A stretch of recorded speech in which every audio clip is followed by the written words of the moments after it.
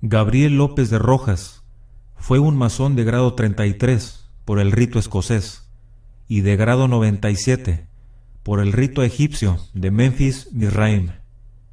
También fue un gran maestre de los Illuminati, al menos en la parte esotérica o espiritual. ¿Qué es la Orden Illuminati, Gabriel? La Orden Illuminati es una orden masónica, ocultista y luciferina. Tú has definido la orden como, entre otras cosas, como luciferina. ¿Qué quiere decir eso? ¿Que Lucifer es como una especie de imagen que se venera dentro de la orden o es el foco de atención intelectual o emocional vuestro? ¿Qué pinta Lucifer en una orden así? Bueno, nosotros observamos la figura de Lucifer de diferentes formas. Para la gente de la calle, es decir, para los no iniciados o profanos, Lucifer es el maligno o el mal, ya que tiene una formación cristiana y prioritariamente católica. Para los iniciados de los primeros grados, Lucifer es una especie de ángel de luz que ilumina las tinieblas interiores y conduce a la unión con Dios. Y para los iniciados de alto grado, donde ya encontraríamos a los luciferianos, que no son luciferinos, Lucifer es el propio Dios. El Dios cristiano es dogma, limitación, amputación, castración, muerte. Lucifer está más unido a la libertad, el libre albedrío y unos planteamientos totalmente contrarios. ¿Por qué Lucifer y no Satanás? ¿Por qué hay algún matiz en esa diferencia, en esa palabra? Sí, nosotros escogemos a Lucifer porque entendemos que es el portador de la luz. Pero en el fondo... Muy ligado al mito griego de Prometeo. Sin embargo, Satanás presenta otras connotaciones distintas. Pero dentro de la Iglesia Católica se juntan ambas figuras, terminan siendo lo mismo. Vosotros no, vais más atrás y separáis una cosa de otra. Bueno, nosotros creemos que el ángel de luz que he citado antes aparece en la historia con diferentes expresiones. Aparece en la historia como el Set egipcio, el Satanás hebreo, el macho cabrío de las brujas medievales, el Baphomet de los templarios, el dios actual de los yezidís, etc. Y dentro de eso, nosotros también pensamos que esas expresiones son algo distintas. Partiendo de ahí, nos quedamos con la expresión de Lucifer prioritariamente, porque consideramos que es la más iniciática y necesaria de cara a nuestros fines filosóficos.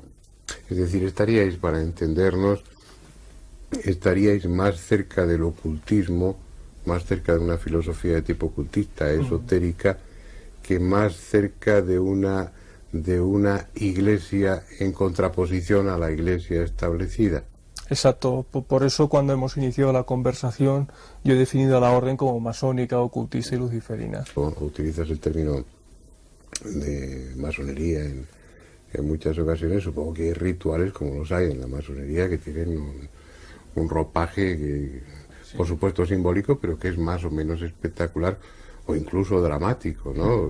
Bueno, si el iniciado tiene que morir de una manera para nacer a otra nueva forma de vida o de planteamiento, pues todo eso, para sí, un espectador no conocedor, pues tendría unos tintes muy dramáticos. ¿Hay ese tipo de ritual o ceremonia en vosotros? Sí, eso está presente. Nosotros utilizamos mandil masónico, guantes blancos y todo tipo de simbología de albañilería presente en una logia masónica, como puede ser un compás de una escuadra, el mosaico de ajedrez o tipo ajedrez, el triángulo y el ojo, es decir, el delta, etcétera. Da la impresión de que, en contra de la imagen que uno puede tener inicialmente, lo que estás planteando es la figura, o lo que planteáis dentro de vuestro grupo, dentro de Illuminati, es Lucifer no como una figura negativa, no como en el antiromorfo, la imagen especular del dios católico sino como una imagen del bien, o que tiende hacia el bien.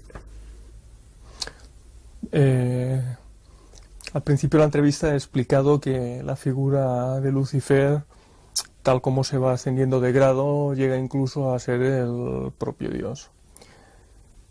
Y bueno, nosotros estamos en eso. Nosotros consideramos mucho más maligno al Dios de los cristianos que a Lucifer. Y también, para que la gente pueda comprobarlo, solo tiene que repasar las grandes atrocidades que se han cometido bajo el símbolo de la cruz. Hay que repasar casos tan flagrantes y conocidos como los templarios, las brujas, los judíos de la Edad Media, etcétera. A nosotros nos sitúan en lo malo, cuando ellos realmente tienen las manos mucho más manchadas de sangre que nosotros, que nuestra orden o sitios similares, ¿no? Johann Adam Weishaupt, proveniente de una familia judía, nació en Ingolstadt, Baviera, el 6 de febrero de 1748. Era una persona con una mente brillante. Fue educado por los jesuitas, el grupo más poderoso de la época. Estudiaba Derecho, Economía, Política, Historia y corrientes ocultas. El abrazo creciente de Weishaupt a las filosofías de la Ilustración lo enfrentó con los jesuitas y se produjo un drama político. A pesar de ello, Weishaupt aprendió mucho de la organización de los jesuitas y sus métodos subversivos para obtener poder. Durante ese tiempo, la idea de crear una sociedad secreta comenzó a entrar en los pensamientos de Weishaupt. Varios investigadores argumentan que en el año de 1771 conoció a un mercader danés llamado Franz Kolmer, quien lo introdujo en las prácticas de la antigua religión de misterio de Egipto y las doctrinas antirreligiosas de los maniqueos, lo que provocó en la mente de Weishaupt un espíritu anarquista y poco tolerante con la religión. Se convertiría también en un experto en los misterios ocultos. Reconoció el poder de atracción de este conocimiento misterioso y comprendió que las logias masónicas serían el lugar ideal para propagar sus puntos de vista. Por lo tanto, trató de convertirse en un masón, pero se desencantó rápidamente con la idea. Weishaupt pronto se dio cuenta que, para lograr sus objetivos, sería necesario crear su propia sociedad secreta, que comprendiera las escuelas de sabiduría, oculto a la mirada del mundo, detrás de los muros de aislamiento y misterio, que estuviera compuesta por individuos poderosos, que abrazaran sus puntos de vista y le ayudaran a propagarla. El 1 de mayo de 1776, en Baviera, dentro de lo que hoy conocemos como Alemania, fundó la Orden de los Iluminados. Comenzó humildemente con solo 5 miembros, pero después de algunos años y con poderosas conexiones, la Orden se convirtió en una fuerza política importante en todo el mundo. Decisores influyentes, industriales ricos, nobles poderosos y misteriosos ocultistas se unieron a la Orden y participaron en sus objetivos conspirativos. El objetivo de la organización de Weishaupt era simple y a la vez monumental: derrocar todas las instituciones de gobierno e instituciones religiosas. Los Illuminati de Baviera estaban compuestos originalmente de 3 grados principales: novicio, minerval y minerval iluminado. Cada grado se diseñó para lograr objetivos particulares, asegurando al mismo tiempo un control completo y el dominio hasta el vértice de la pirámide. A partir de esta estructura básica, los Illuminati comenzaron su expansión.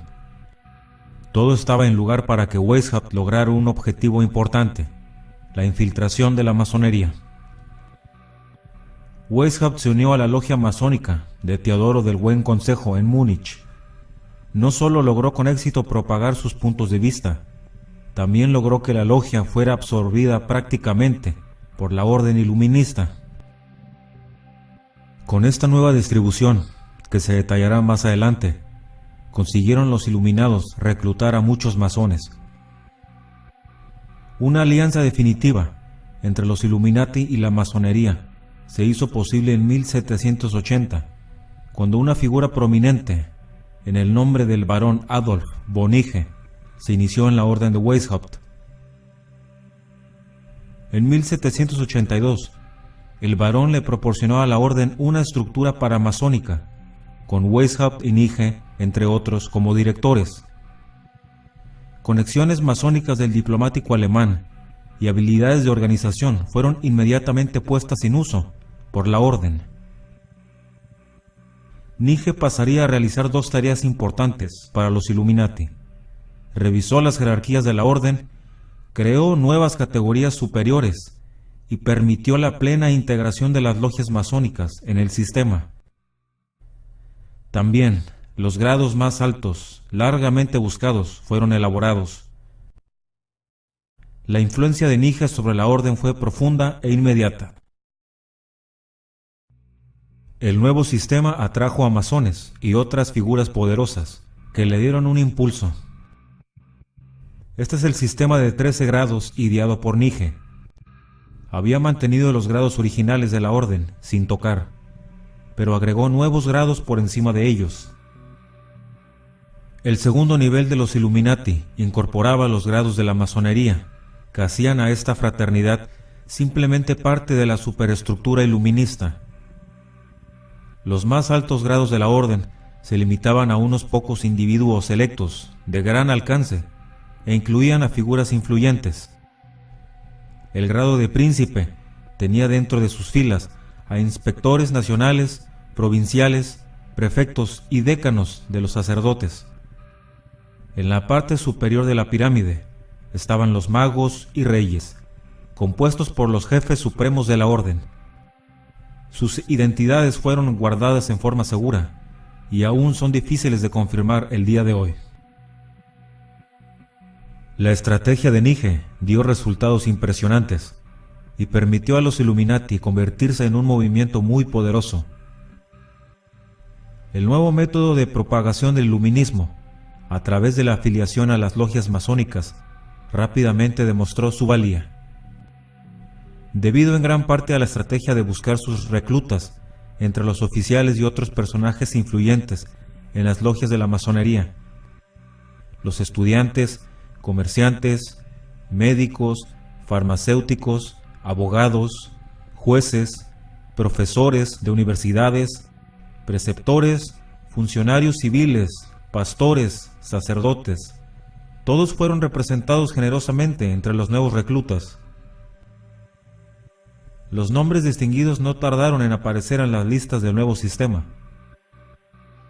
El duque Fernando de Brunswick, el duque Ernesto de Gotha, el duque Karl August de Sajonia-Weimar, el príncipe Augusto de Sajonia-Gotha, el príncipe Karl de Hesse, entre otros, se encontraban entre el número de matriculados. A finales de 1784, los líderes se jactaban de una matrícula total de entre 2 y 3.000 miembros. Weishaupt, sin embargo, no disfrutó el éxito de su orden por mucho tiempo. Las sospechas de conspiración Illuminati contra los gobiernos e instituciones religiosas surgieron en toda Europa. Veían una amenaza creíble en contra de su poder. Hubo graves discrepancias entre Weishaupt y Nigge, hasta el punto de que la orden amenazaba con disolverse. En medio de todo esto, algunos miembros fueron directamente a las autoridades y testificaron en contra de la orden, una oportunidad que no perdió el gobierno bávaro. Durante las disputas internas, las asociaciones secretas habían atraído sobre sí la atención de las autoridades bávaras. Eran el blanco de sospechas de asesinatos afines a la Ilustración, que pretendían alterar el orden tradicional, infiltrándose entre los funcionarios públicos para alcanzar un estado iluminista. Consecuentemente, el 22 de junio de 1784, el príncipe elector Karl Theodor prohibió todas las comunidades, sociedades y fraternidades fundadas sin su aprobación señorial. El 2 de marzo de 1785, se promulgó un edicto adicional, que esta vez prohibía a los iluminados y a los masones, llamándolos por su nombre y considerándolos altos traidores y enemigos de la religión. Mediante registros domiciliarios se confiscaron varios papeles de la orden, que aportaron indicios sobre la radicalidad de sus propósitos. Ese mismo año, el Papa Pío VI aclaró que la adhesión a la orden era incompatible con la fe católica. A consecuencia de las prohibiciones de 1784-85, se produjeron las persecuciones de sus miembros. Se llegó a registros domiciliarios y confiscaciones. Algunos consejeros y oficiales perdieron el puesto. Algunos miembros fueron desterrados, pero nadie resultó encarcelado. El mismo Weishaupt, cuyo papel fundador se desconocía al principio, resultó sospechoso, pero solo huyó cuando tuvo que admitir la fe católica. El 16 de agosto de 1787 se promulgó un tercer y más estricto edicto de prohibición bajo pena de muerte del reclutamiento de miembros para masones e iluminados. Weishaupt recibió la ayuda del duque Ernesto II y vivió en Gotha, escribiendo una serie de obras sobre el iluminismo, incluyendo Historia completa de las persecuciones de los Illuminati en Baviera. Adam Weishaupt murió en Gotha el 18 de noviembre de 1830. En 1788, a través del uso de la legislación agresiva y cargos criminales, los Illuminati de Baviera fueron disipados y destruidos aparentemente por el gobierno. Mientras que algunos ven aquí la conclusión de la historia de los Illuminati, no hay que olvidar que los tentáculos del iluminismo tuvieron tiempo para propagarse más allá de los límites de Baviera, para llegar a las logias masónicas en toda Europa. Los Illuminati nunca fueron destruidos, sino que simplemente pasaron a la clandestinidad. Un año más tarde, un evento importante demostraría que el iluminismo era más vivo y potente que nunca: la Revolución Francesa. El derrocamiento violento de la monarquía francesa en 1789 simboliza para muchos la victoria del jacobinismo y el iluminismo sobre las instituciones tradicionales de la época. La adopción de la Declaración de los Derechos Humanos oficialmente registra valores masónicos e iluministas en el núcleo del gobierno francés. El nuevo lema del país, libertad, igualdad y fraternidad, ha sido un famoso dicho masónico usado en las logias francesas durante siglos. Si bien los Illuminati bávaros se decía que habían muerto, las ideas que promovieron se hicieron realidad. Los masones seguían prosperando y los Illuminati parecían estar viviendo a través de ellos. Europa experimentaba una agitación profunda, mientras una nueva clase social de personas tomaron el timón del poder. Los críticos comenzaron a surgir, revelando a las masas las fuerzas secretas detrás de los cambios que estaban presenciando. Leopold Hoffmann, un masón que estaba convencido de que los Illuminati habían corrompido su fraternidad, publicó una serie de artículos en su periódico. Afirmaba que los grados más bajos de los Illuminati se habían disuelto, pero los grados más altos seguían activos. Asimismo, añadió que la masonería estaba siendo subyugada por el iluminismo y transformada para servir a sus fines. También afirmó que la Revolución Francesa fue el resultado de años de propagación iluminista. En 1797, John Robinson, un médico escocés, matemático e inventor, publicó un libro titulado Pruebas de una conspiración contra todas las religiones y los gobiernos de Europa, llevada en las reuniones secretas de los masones e Illuminati. Barruel Agustín, un sacerdote jesuita francés, también publicó en 1797 un libro que une la Revolución Francesa con los Illuminati de Baviera. También dio detalles relativos a la toma de posesión iluminista de la masonería. Para Barruel, todo el establecimiento masónico francés se había convertido a las ideas revolucionarias de Weishaupt. sus logias se convirtieron en comités secretos que planeaban derramamiento de sangre. Los Illuminati crearon diversos movimientos revolucionarios en Europa para tratar de llevar a cabo su agenda revolucionaria. Los Carbonarios eran miembros de una sociedad secreta denominada Carbonería, fundada en Nápoles durante los primeros años del siglo XIX. Organizaciones similares se denominaron Carbonarios en España, Portugal y en Francia.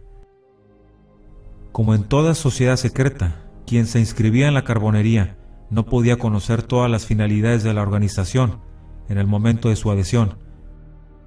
Los iniciados eran de hecho llamados inicialmente aprendices y solo con el tiempo se convertían en maestros.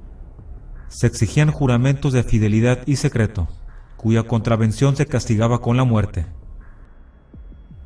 Los Carbonarios se organizaron al estilo de la masonería, en pequeñas células secretas, esparcidas por Europa. Miembros prominentes de los Carbonarios: Amand Basart, Silvio Pellico, Pietro Maroncelli, Giuseppe Mazzini. Él fue un gran maestre de la Logia Gran Oriente de Italia. Marqués de Lafayette, héroe de la Revolución Americana y Francesa, y amigo de Adam Weishaupt, el fundador de los Illuminati. Luis Napoleón Bonaparte, el futuro emperador francés Napoleón III. Louis Auguste Blanqui, Lord Byron. Y Giuseppe Garibaldi, otro gran maestre de la Logia Gran Oriente de Italia. Portada del libro escrito por Leo Taxil, El Diablo en el siglo XIX. En dicho documento, en parte, señalaba a la orden paladista como satanista, con intenciones de dominar el mundo. El carbonario Giuseppe Mazzini fue señalado por Leo Taxil de haber sido el fundador de dicha orden, con sede en Charleston, Carolina del Sur, y presuntamente estaría dirigida por el importante masón americano Albert Pike. La palabra Palladian viene de Palas y se refiere al conocimiento y al aprendizaje. Taxil acusó a Albert Pike de ser un papa luciferianista, el líder supremo de todos los masones en el mundo. Albert Pike fue soberano gran comendador del Supremo Consejo de los Grados 33 para la jurisdicción del sur. La permanente instrucción del Alta Bendita es un documento originalmente publicado en Italia en el siglo XIX, producido por la máxima logia del movimiento carbonario. El documento revela un plan masónico para infiltrarse en la Iglesia Católica y la difusión de sus ideas en su interior. En el siglo XIX, el Papa Pío IX y el Papa León XIII pidieron su publicación. Fue publicado por primera vez en 1859.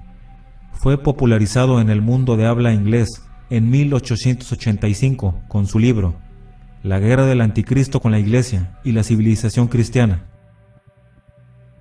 La guerra del anticristo con la Iglesia y la civilización cristiana es un libro escrito en 1885.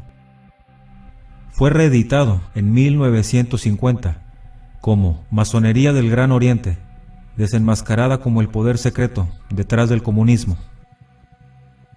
El tema central del libro sostiene que el iluminismo, a través de la infraestructura de la logia masónica Gran Oriente de Francia, impulsado por la ideología de los filósofos, sentó las bases para echar en marcha a gran escala la guerra contra la cristiandad en general y la Iglesia Católica. El documento afirma que éste se había manifestado principalmente a través de la aparición de varias radicales liberales revoluciones, en particular las que se centran en el ateísmo. El libro detalla la actividad revolucionaria en Francia, Italia, Alemania y España. La mayoría de los padres fundadores de Estados Unidos formaban parte de las sociedades secretas, si los masones, los rosacruces u otros. Algunos de ellos viajaron a Europa y estaban bien versados en las doctrinas de los Illuminati. De 1776 a 1785, cuando los Illuminati de Baviera eran abiertamente activos. Benjamin Franklin, en París, en calidad de embajador de los Estados Unidos en Francia, durante su estancia se convirtió en maestre de una logia que se adjunta con la Gran Oriente de Francia.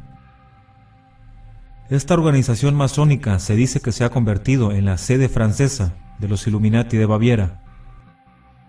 Fue particularmente influyente en la organización del apoyo francés a la Revolución Americana y más tarde fue parte del proceso hacia la Revolución Francesa.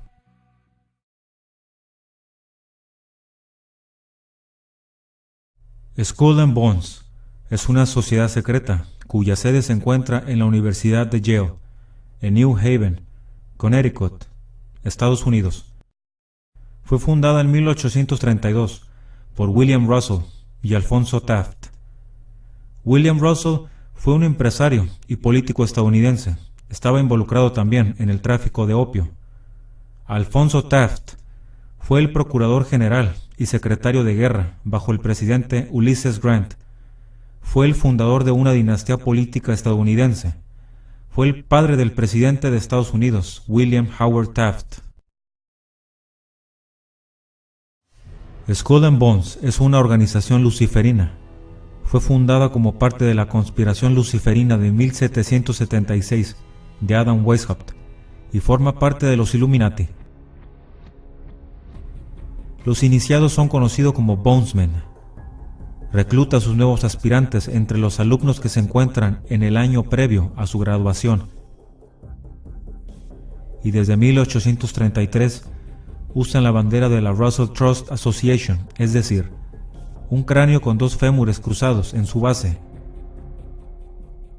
Recluta a 15 estudiantes por año.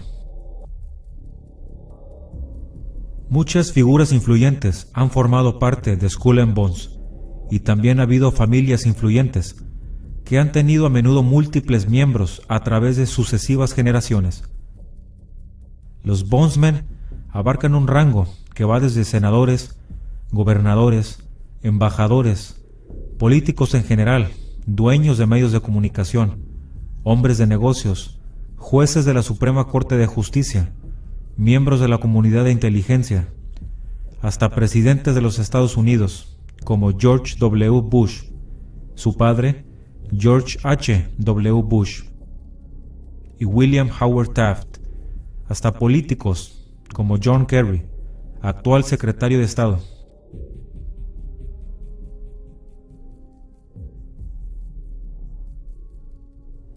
La historia de los Illuminati ha sido reprimida o revelada, desacreditada o expuesta, ridiculizada o exagerada innumerables veces, todo dependiendo del punto de los autores. Obtener la verdad absoluta acerca de un grupo que siempre debió ser secreto es todo un reto, y hay que utilizar una gran cantidad de juicio y discernimiento para diferenciar los hechos de las invenciones. No es posible responder a todas las preguntas relativas a los Illuminati, pero ciertamente la orden logró propagarse por América y Europa. Desde el punto esotérico y espiritual, algunas sociedades secretas modernas, como la Ordo Templi Orientis, han afirmado también ser herederas del iluminismo.